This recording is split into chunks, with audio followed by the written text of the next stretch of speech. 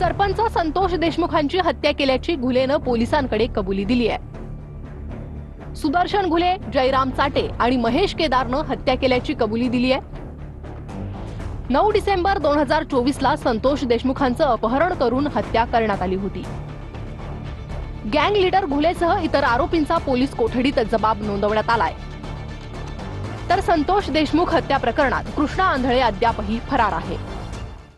या आरोपींनी अपहरण करून जी हत्या केली त्या संदर्भात निकम साहेबांनी एकदम स्पष्ट शब्दामध्ये प्रसारमाध्यमांना आपली प्रतिक्रिया काल दिलेली आहे। म्हणून मला याविषयी काही जास्त न बोलता मी एवढं बोलेल की आम्हाला न्याय मिळाला पाहिजे आणि या आरोपींना फाशी झाली पाहिजे आणि हे प्रकरण सगळं फास्ट ट्रॅक कोर्टात चाललं पाहिजे आणि लवकरात लवकर या जे प्रकरण आहे या प्रकरणाचा निकाल लागून आरोपीला फाशी झाली पाहिजे अशी आमची मागणी आहे।